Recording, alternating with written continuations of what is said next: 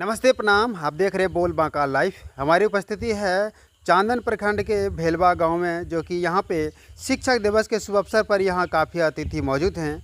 और देख रहे हैं हमारे पीछे मुकेश कुमार जी जो हैं प्रोफेसर हैं और आज अपने गांव में बच्चों के साथ शिक्षक दिवस के शुभ अवसर पर यहां मनाने के लिए आए हैं। तो जानते हैं उनसे बात करने के बोल बांका लाइव यूट्यूब चैनल पर आपका स्वागत है सर।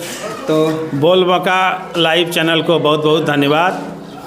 इसके दर्शकों को भी मेरी ओर से बहुत बहुत धन्यवाद और शुभकामनाएं। शिक्षक दिवस पर आज असली शिक्षक का असली कर्तव्य क्या है? सिर्फ पढ़ाना, जीवन का मूल्य सिखाना है।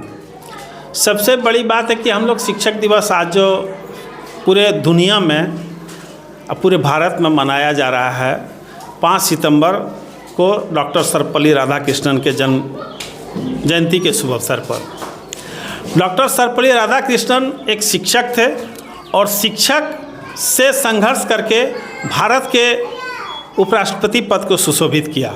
उसके बाद भारत के प्रथम उपराष्ट्रपति हुए और भारत के द्वितीय राष्ट्रपति भी पद को सुशोभित किया। मैं शिक्षक दिवस के शुभ अवसर पर सभी दर्शकों को मैं बधाई और शुभकामना भी देता हूँ। आपका प्रश्न था नैतिक मूल्य। आज समाज में उत्तरोत्तर विकास हो रहा है शिक्षा के क्षेत्र में। आज आप देखते हैं डिजिटल इंडिया के माध्यम से, डिजिटल मीडिया के माध्यम से, गूगल के माध्यम से जो आप चीज़ जहाँ पे आप लोग पहले पत्र के माध्यम से अपने बातों को रखते थे, आज 1 मिनट नहीं लगेगा, 1 सेकंड लगेगा, आप गूगल में सर्च कर लेंगे, जो बात भी पूछेंगे वह उपलब्ध है। लेकिन शिक्षा का सबसे नैतिक यह है कि हम सबसे पहले अनुशासन बने।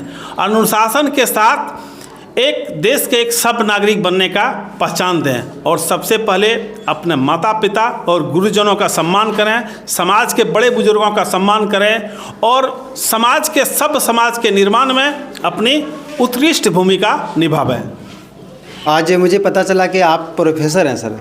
तो सबसे पहले कि आप शिक्षा की शुरुआत कहाँ से किए थे और प्रोफेसर बनने तक का सफ़र कैसा रहा? भाई, संघर्ष के पथ पर जो चलते हैं उसको मंजिल एक दिन ज़रूर मिलती है। मैं कहीं दूसरे जगह से नहीं हूँ, मैं इसी समाज के ग्राम भेलवा धवाना का बेटा हूँ।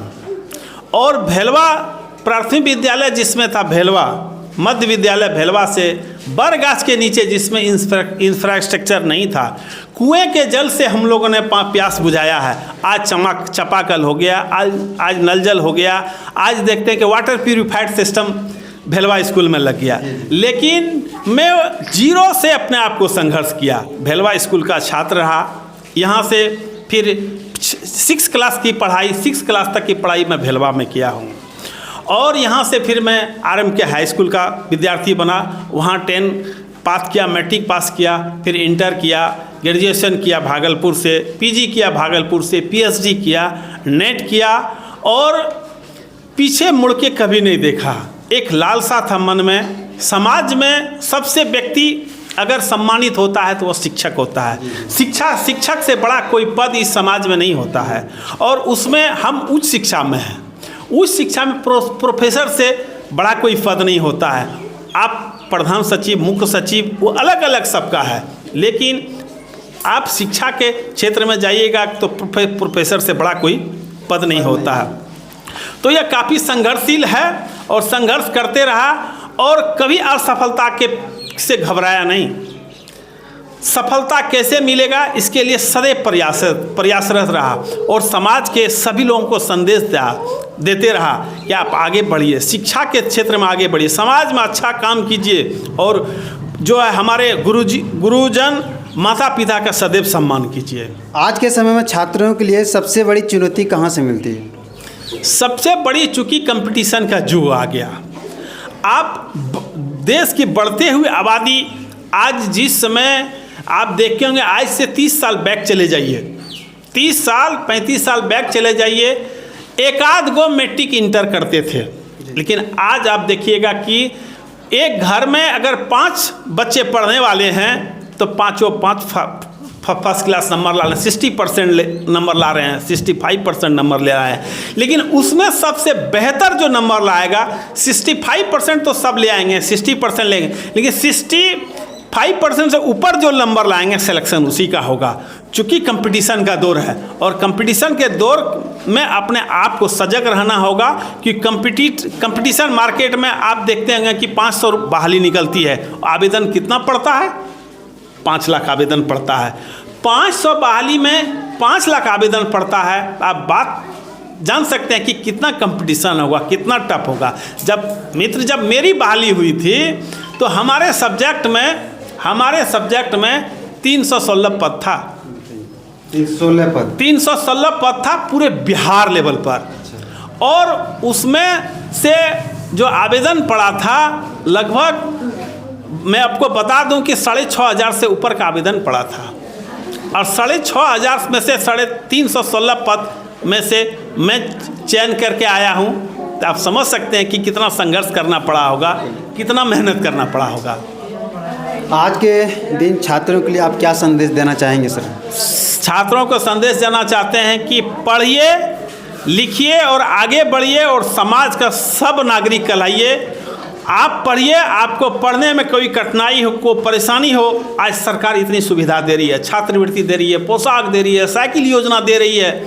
आप देखते हैं कि बालिकाओं को कन्या उत्थान योजना के तहत 50,000 रुपया दे रहा है। आप ITI करने जाइएगा तो उसके लिए सरकार जो है सो क्रेडिट कार्ड योजना दे रही है, बैंक से आपको लोन दिया जा रहा है। तो सरकार सारे सुविधा दे रही है। आपको जो है सो हीरे के तरह तराशने की ज़रूरत है और कोयले के खान से हीरा बन के निकलना है, कोयले के खान में समाहित नहीं हो जाना है। मैं यही संदेश देता हूँ, हीरा बनिए और चमकिए। मेरा शुभकामनाएं सभी के साथ है। चलिए, आज हम बोलबांका लाइव यूट्यूब के माध्यम से लगातार प्रोफेसर साहब से बात करने का प्रयास कर रहे थे और यहाँ का जो स्कूल का टीचर उनसे भी बात करने का प्रयास करेंगे। बोलबांका लाइव यूट्यूब चैनल पर आपका स्वागत है सर। आपका भी बहुत बहुत धन्यवाद। आपको आज शिक्षक दिवस के शुभ अवसर पर आज छोटा सा कार्यक्रम आप कर रहे थे, मुझे लगा कि ना आपका कंटेंट लेना चाहिए। तो आज आपको पढ़ाने में सबसे खुशी किस विषय में होता है?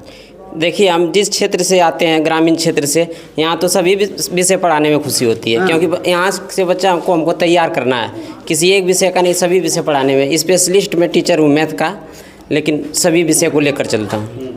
आपके हिसाब से अच्छा छात्र कैसा होना चाहिए? अच्छा छात्र होना चाहिए जो कि पढ़ाई में लगन लगाए, मन लगा कर पढ़े।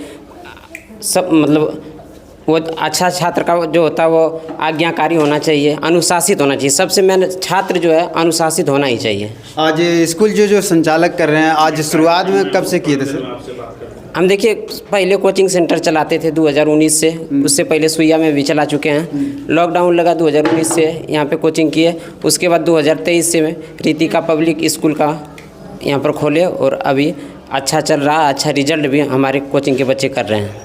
और शुरुआत में और अभी का काफ़ी बदलाव हुआ जी। हाँ, तो आज पीढ़ी का आप अपने बच्चों को क्या संदेश देना चाहेंगे जो लगातार बच्चे आपके क्लास करते हैं? हम बच्चों को यही संदेश देना चाहेंगे कि हमारे गांव से आज यहाँ से हमारे बड़े भाई प्रोफेसर डॉक्टर मुकेश कुमार जो इस गांव से पढ़कर गया जैसे विश्वविद्यालय में प्रोफेसर के पद को सुशोभित किए, तो बच्चों को भी यही संदेश देना चाहिए कि आप लोग भी मन लगाकर पढ़िए और आगे बढ़िए। मुकेश भैया से प्रेरणा लीजिए। चलिए, बहुत बहुत धन्यवाद। आज हम कुछ बच्चे हैं उनसे जानने का प्रयास करेंगे। लगातार आप बने रहिए बोलबांका लाइव यूट्यूब चैनल पे। तो चलते हैं बच्चे की ओर और क्लास की ओर, हम वहाँ का कुछ स्थिति दिखाएंगे और उनसे बात करने का प्रयास करेंगे।